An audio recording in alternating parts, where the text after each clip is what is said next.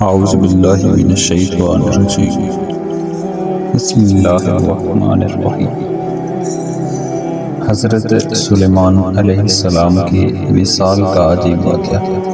اس واقعہ میں بہت سی ہدایات پوشیدہ ہیں، مثلاً یہ کہ حضرت سلیمان علیہ السلام جن کو ایسی بے مثل حکومت و سلطنت حاصل تھی کہ صرف انسانوں پر ہی نہیں بلکہ جنات، طیور اور ہوا پر بھی ان کی نبوت کا روب تھا، لیکن ان سب کے باوجود موت سے ان کو بھی نجات نہ تھا۔ اور دوسری بات یہ کہ موت تو مقررہ وقت پر ہی آنی ہے، چاہے وہ کوئی عام انسان ہو یا اللہ کے برگزیدہ نبی۔ بیت المقدس کی تعمیر جو حضرت داؤد علیہ السلام نے شروع کی، پھر حضرت سلیمان علیہ السلام نے اس کی تکمیل فرمائی۔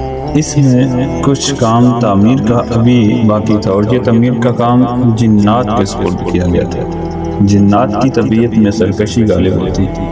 حضرت سلیمان علیہ السلام کے خوف سے جنات کام تو کر رہے تھے، لیکن ان کے وفات کا جنات کو اگر علم ہو جاتا تو فوراً کام چھوڑ کر بیٹھ جاتے اور یہ تعمیر ادھوری رہ جاتی۔ اس کا انتظام حضرت سلیمان علیہ السلام نے باذن ربانی یہ کیا کہ جب موت کا وقت آیا تو موت کی تیاری کر کے اپنے محراب میں داخل ہو، جو شفاف شیشے سے بنی ہوئی تھی۔ باہر سے اندر کی سب چیزیں نظر آتی تھی۔ آپ علیہ السلام اپنے معمول کے مطابق عبادت کے لیے ایک عصا کا سہارا لے کر اس طرح کھڑے ہو گئے کہ روح پرواز کرنے کے بعد بھی جسم اس عصا کے سہارے اپنی جگہ جما رہے۔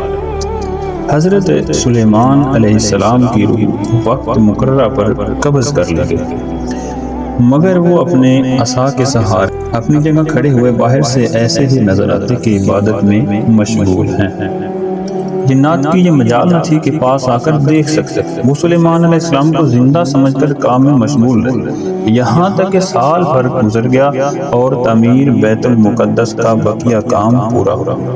تو اللہ تعالیٰ نے گھن کے کیڑے کو، جس کو اردو میں دیمک اور قرآن کریم نے اس کو دابۃ الارض کے نام سے موسوم کیا، عصائے سلیمانی پر مسلط کر دیا گیا۔ دیمک نے عصا کی لکڑی کو اندر سے کھا کر کمزور کر دیا۔ عصا کا سہارا ختم ہوا تو سلیمان علیہ السلام گر گئے۔ اس وقت جنات کو ان کی موت کی خبر ہوئی۔ یہاں یہ بات قابل غور ہے کہ جنات کو اللہ تعالیٰ نے دور دراز کی مسافت چند لمحات طے کر لینے کی قوت عطا فرمائی۔ وہ بہت سے ایسے حالات و واقعات سے واقف ہوتے تھے جن کو انسان نہیں جانتے۔